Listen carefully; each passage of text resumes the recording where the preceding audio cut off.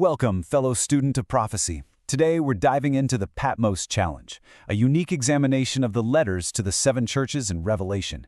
We're going to spotlight 3 of these powerful messages. So, are you ready to see how well you really know them? Our whole challenge kicks off with the very command that started it all. This directive to the Apostle John isn't just a historical footnote. It's the very foundation of the test we're about to take together. All right, I want you to imagine we are right there on the Isle of Patmos, where John received these incredible visions. That's the perspective we're going to take as we approach these letters. So, here's your mission. I'm going to give you the heart of the message, both the divine praise and the sharp rebuke. Your challenge? Figure out which church it was sent to. Let's see how well you know these ancient congregations. Okay, before we dive into our scholarly pursuit, let's just quickly lay out the rules of engagement. It's pretty simple. I'll present a message from one of the letters. Then you'll pick the correct church from 4 options. And hey, don't forget to keep your own score as we go along. Ready? Let's begin. Okay, let's jump right in. Here is our first message, coming to us straight from the vision. Listen closely to this one. There's real praise here for their hard work, their toil, their patient endurance. But then comes a very serious warning. They've abandoned the love they had at first.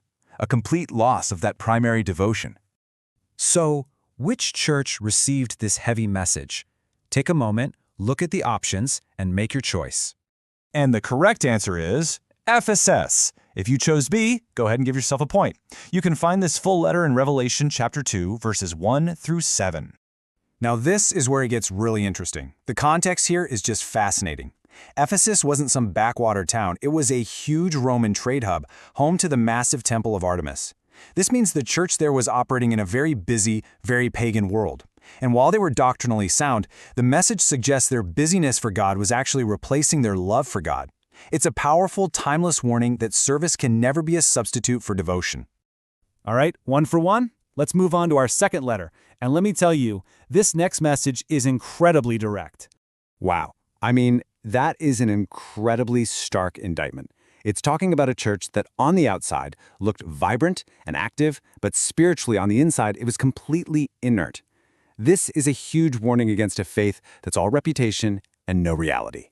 Just think about that powerful imagery, alive in name but dead in reality. Which one of these churches received this truly sobering message? The correct answer is Sardis. If you picked C, add another point to your score. Now, let's unpack why this specific message was so perfectly tailored to this exact city. See, this is where the divine genius of these letters really just shines through.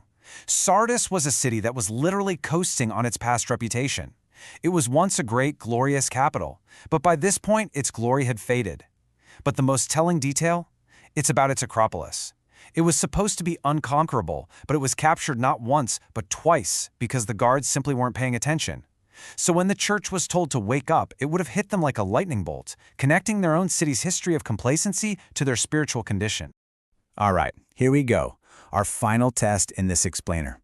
Prepare yourself for this well-known and deeply challenging spiritual diagnosis.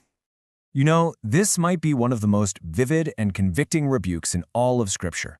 It describes a state of comfortable, useless indifference that is just utterly repugnant to the divine. This one might be a little more familiar to you. Which of these churches was condemned for its spiritual apathy, for being lukewarm? And the final answer is Laodicea. If you chose B, you've earned another point. Now, this is a famous passage, for sure, but its real power, its real punch, comes from its direct connection to the city's own infrastructure. And this context is absolutely crucial to understand. Laodicea was rich. It was a banking center, famous for its textiles, its medical school. It was proud and totally self-sufficient. But here's the kicker. Its water supply, piped in via a Roman aqueduct from the hot springs of Hierapolis, arrived tepid, full of minerals, and nauseating.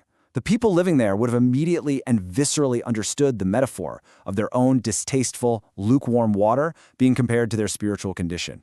It's brilliant, really. So when you look at these 3 together, what's really striking is how specific and unique each warning was. Ephesus was busy, but they had lost their love.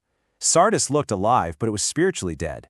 And Laodicea was so wealthy and comfortable that its faith had become completely useless. And with that, the Patmos Challenge is complete. Let's see how you fared in this little examination of ours. So what's your final score? Did you get 1, 2, or all 3 correct? Whatever your score, the real goal here is just to sharpen our understanding of these absolutely vital messages. And as we finish up, I want to leave you with this final question to ponder. The loss of first love, a dead reputation, or a lukewarm indifference. Which of these ancient warnings do you think rings most true today?